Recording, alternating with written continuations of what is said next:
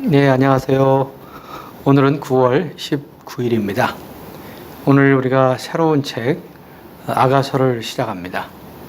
저와 함께 10분을 활용하셔서 성경에 있는 사실과 영을 함께 만지는 시간 되기 바랍니다. 아가서 1장에서 4장까지 오늘 다루고요. 에베소서는 3장입니다. 아가서 전체를 간략하게 말씀드린다면 사람들이 알듯이 아가서는 노래 중에 노래라고 얘기합니다. 다른 말로 한다면 만족 중에 만족이라고도 할 수 있습니다. 이 아가서에 대해서 우리가 몇 개 솔로몬이 쓴 것임을 다 알고 있죠. 이것은 사랑의 노래예요. 또한 사랑의 로맨스라고 할 수 있습니다. 이 아가서는 몇 개 단락으로 나눌 수 있는데요. 적어도 4개의 중요한 단락이 있습니다. 먼저 1장 2절에서 7절, 2장 7절까지, 1장 2절에서 2장 7절까지는 그리스도를 추구하는 것에 대한 것입니다. 만족을 위하여 그리스도를 추구하도록 이끌어지는 것이 주님과 사랑의 관계에 있는 사람이 첫 번째 추구하는 것은 그리스도를 추구하는 것입니다. 두 번째는 2장 8절에서 3장 5절까지인데요. 이것은 우리에게 자아에서 구출되도록 부르심 받은 것을 얘기합니다. 어떻게 우리가 자아에서 벗어납니까? 십자가와 하나됨으로 자아에서 구출되는 것을 얘기합니다. 세 번째는 3장 6절에서 5장 1절까지는 우리가 새 창조로서 성천 안에 사는 것을 얘기하고 있죠. 어떻게 우리가 부활 안에 있으므로 가능한 것이죠. 그리고 네 번째 단락은 5장 2절에서 6장 13절인데요. 이것은 우리가 휘장 안에 살도록 부르심 받는 걸 얘기합니다. 이것은 부활 후에 십자가를 통해서만 가능한 것이죠. 더 전진된 십자가를 통하여 우리는 휘장 안에 살 수 있게 되죠. 자, 여기서 4가지 중요한 단락. 첫 번째는 그리스도를 추구하는 것이고, 두 번째는 자에서 나오는 것이고, 세 번째는 승천 안에 사는 것이고, 네 번째는 휘장 안에 사는 것입니다. 그 결과가 2개 있는데, 첫째는 주님의 사역에 동참하게 됩니다. 그것이 7장 1에서 13절이고 그 다음에 휴거되기를 소망하게 됩니다. 8장 1에서 14절. 그래서 우리가 이러한 4단계를 거칠 때 주님의 사역에 동참하게 되고 동역하게 될 뿐 아니라 또한 휴거되기를 사모하게 될 것입니다. 자, 이 멋진 아가서를 저와 함께 오늘과 내일 함께 달리시기 바랍니다. 자, 여기서 하나님은 아가서에서 사람과 사랑에 빠졌다는 것을 볼 수 있습니다. 사실 솔로몬으로 예표된 하나님은 왕입니다. 근데 여기에 시골 소녀로 예표된 술라미는 사실 우리를 얘기하는데 사실 시골 처녀이기 때문에 왕과 어울리지 않은 것 같아요. 그와 같이 하나님이 사람과 사랑을 추구하는 것, 하나님이 사람과 사랑을 추구하는 것도 어울리지 않은 것 같아요. 그렇지만 우리는 여기서 말하고 있는 그 사랑의 추구는 개인적인 하나님이 우리를 추구하는 것을 얘기합니다. 신약은 우리에게 단체적인 그러한 몸의 생활을 얘기하는데 대부분, 근데 여기에 아가서는 주로 믿는 이들이, 개인적인 믿는 이들 안에 있는 그리스도의 사랑에 대한 묘사를 얘기합니다. 우리가 그리스도에 대한 사랑을 어떻게 체험하는지 묘사하고 있습니다. 사실 남편이 아내를 사랑하듯이 하나님이 이스라엘을 사랑하셨고 그리스도는 신약의 교회를 사랑하십니다. 그래서 사도 바울은 말하기를 너희를 순결한 처녀로 그리스도께 중매한다고 말을 하죠. 그래서 허드슨 텔러는 이 책을 뭐라고 묘사했냐면은 그리스도와의 연합과 친교에 관한 책이다 라고 얘기했습니다. 자, 그래서 우리는 첫 단락 그리스도를 추구하도록 이끄는 부분을 좀 다루겠습니다. 여기서 1장 2절에 보면은 내게 입맞추기를 원하니 내 사랑이 포도주보다 나음이로다. 내 기름이 향기로워 아름답고 내 이름이 쏟은 향기름 같으므로 처녀들이 너를 사랑하는구나. 여기서 이 아가서를 쓴 솔로몬은 내게 입맞추기를 원하니 라는 표현을 씁니다. 일종의 이것은 사랑의 부르짖음이죠. 내게 입맞추기를 원하니. 사랑의 이런 부르짖음이 구원받은 후에 우리가 성령에 의해 일깨워졌을 때 주님을 추구하려고 하는 갈망이 있죠. 주님, 내게 입맞춰 주기를 원합니다. 주님 내게 입 맞춰 주세요 라는 말을 하게 됐죠. 이것은 주님을 추구하기 시작할 때의 하나의 표현입니다. 주님이 내게 입 맞추기를 바라는. 그런 다음에 그는 이런 표현을 합니다. 내 사랑이 포도주보다 낫다. 내 이름이 쏟은 향기름 같다고 표현합니다. 주님의 사랑에 대한 것을 포도주보다 낫다. 포도주는 세상의 누림이죠. 세상의 누림보다 주님이 더 낫다는 그러한 인식의 전환이 있게 됩니다. 바꿔 얘기하면 가치관이 바뀌죠. 무엇이 귀하고 뭐가 귀한지를. 이것은 어디서 옵니까? 주님에 대한 계시에서 옵니다. 그뿐만 아니라 주님의 이름은 인격을 말하는데 주님의 인격에 대한 그러한 인식의 전환을 가짐으로 주님의 이름이 얼마나 향기로운가, 주님의 인격이 얼마나 아름답고 향기로운가를 깨닫게 됩니다. 그래서 우리의 영적 추구, 영적 진보는 어디서 옵니까? 주님에 대한 감상, 주님에 의해 매료됨으로 이것이 있게 되는 것입니다. 우리가 아무리 주님을 추구한다 해도 주님이 우리를 매혹하지 않는다면 우리는 추구할 수 없습니다. 결국 이 사람은 이 4절에서 보면은 너는 나를 인도하라 우리가 너를 따라가리라. 그리고 왕이 나를 그의 방으로 이끄시니 너는 나를 인도하라 우리가 너를 달려가리라. 여기서 나를 인도해 달라고 얘기하면서 따라간다고 말하는데요. 어디로 인도합니까? 왕의 방으로.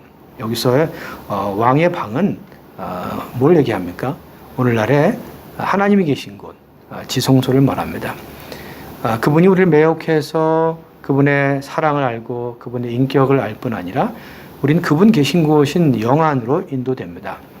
결국 영안에서 우리는 그분과 교통함으로 우리는 어떤 체험을 갖게 되냐면은 영안에서 교통 가운데 양떼의 발자취를 따르게 되죠. 이 양떼가 뭡니까? 교회입니다.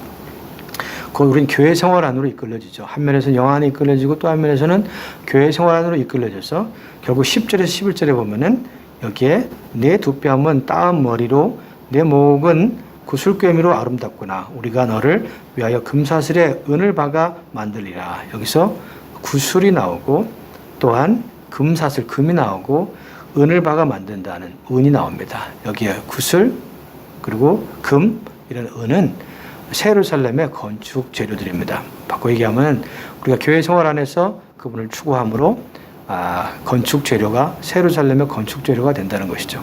주님을 찬양합니다.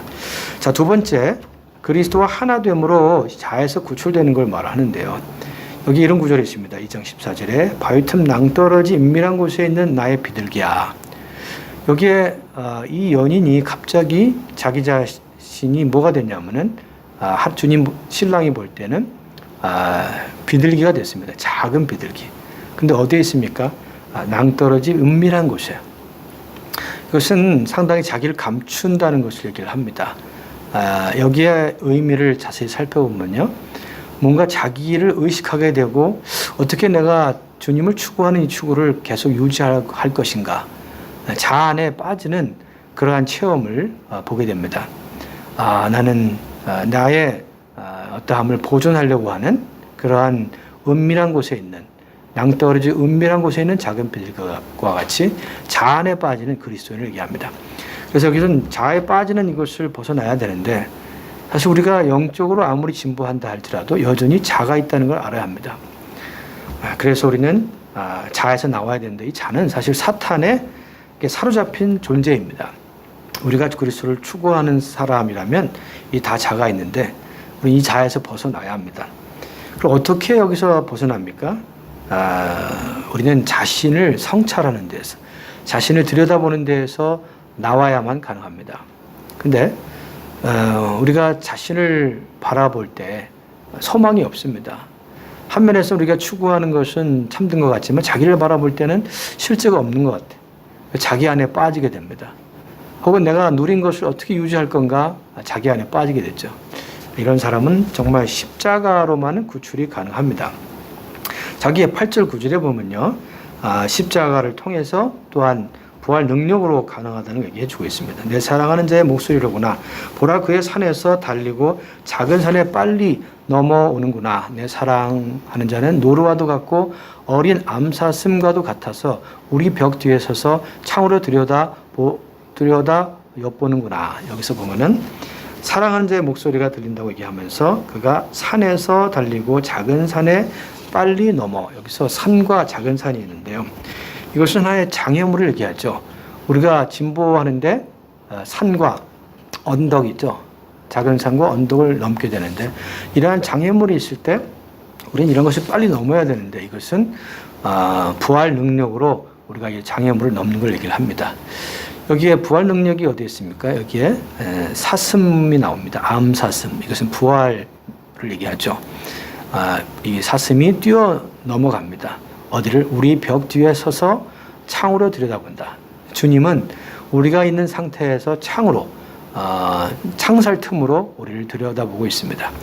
우리로 그러한 데서 나오도록 우리를 이렇게 들여다보고 있습니다. 우리 스스로는 자아에서 나오기 어렵습니다. 쉬운 것이 아닙니다. 그러나 주님의 십자가로 주님의 부활 능력으로 우리는 이런 자아에서 나올 수 있게 됩니다. 자, 세 번째, 부활 안에 있는 새 창조로서 승천 안에 살게 되는데요. 이것은 우리에게 영과 혼의 분별을 얘기해 주고 있습니다.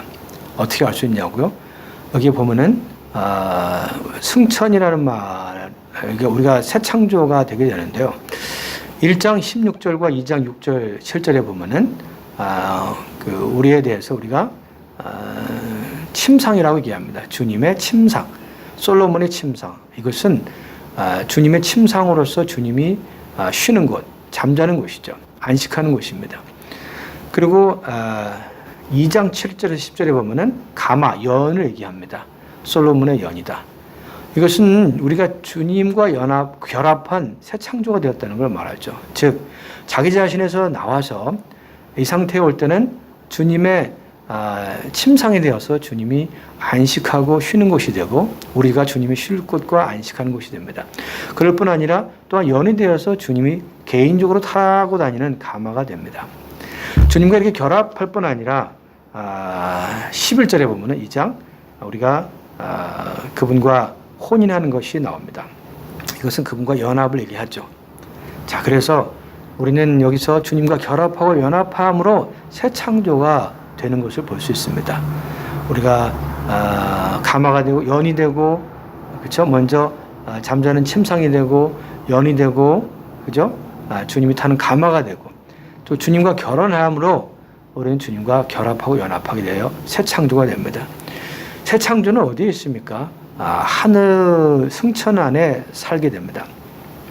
자, 이 하늘에 산다. 우리가 사실 승천에 산다는 것은 하늘에 산다는 것인데, 에베소 2장에 보면 우리가 하늘의 보좌에 앉아 있다고 말하는데, 그렇지만 우리는 실제적으로는 여전히 땅에서 다닐 때가 많죠.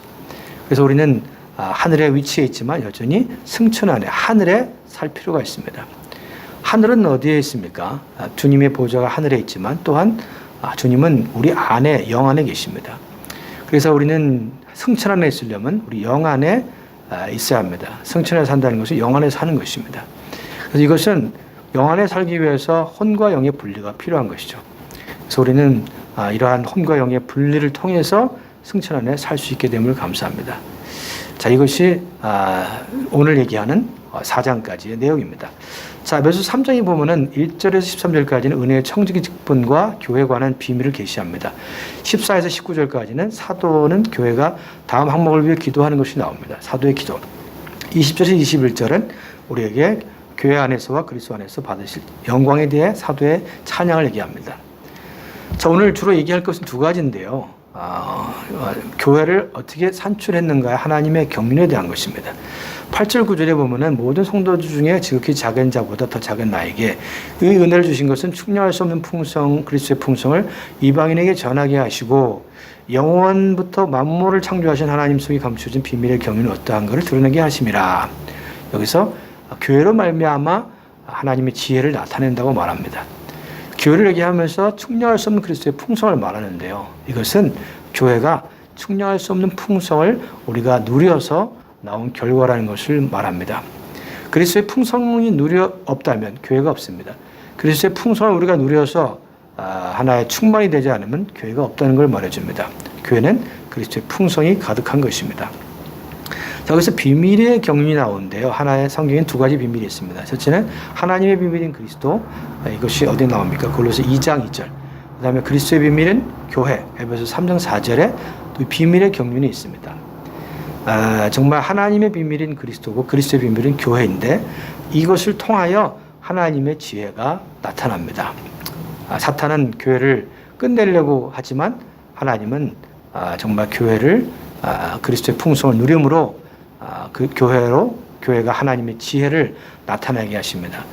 교회가 패배한 것 같이 보이죠. 오늘 교회가 많이 침체되고 약해있는 것 같이 보이지만 하나님은 그렇지 않습니다. 교회 안에 그리스도의 풍성을 공급함으로 그분이 승리했다는 것을 풍성을 누린 결과 그분을 표현함으로 하나님은 그분의 이러한 승리를 나타내십니다. 그래서 교회는 그분의 어떠함에 대한 지혜의 전시라고 말할 수 있죠. 두 번째, 우리 마음의 거처를 정하는 것에 대한 것인데요. 여기에 3장 17절에 나오죠. 그리스도께서 너희 마음의 거처를 정하고 강하게 하사. 마음의 거처를 정하는 결과 어디서 나온 겁니까? 이것은 그리스도께서 우리 안에 속사람 안으로 강건케 함으로 우리가 그리스도가 우리 마음의 거처를 정할 수 있게 됩니다. 사실 거듭날 때 그리스도는 우리 영 안에 들어왔습니다. 디모데후서 4장 22절에 말한 것처럼 그리스도께서 내 영에 함께하기를 바란다. 우리가 거듭날 때 그리스도는 우리 영 안에 들어왔습니다. 근데 우리의 생각, 감정, 의지, 우리 양심 안에 그리스도가 계십니까? 그리스도가 아직 계시지 않은 부분이 아주 많죠. 그렇기 때문에 우리는 그리스도가 우리 마음의 거처를 정하도록 그분께 더 많은 지위, 첫째 위치를 드려야 합니다. 그럴 때 우리는 그분을 우리의 생명으로, 우리의 모든 것으로, 우리의 인격으로 취할 때 그분이 우리 안에 거할 때 우리는 그분의 거처가 될 수 있습니다. 주님을 찬양합니다.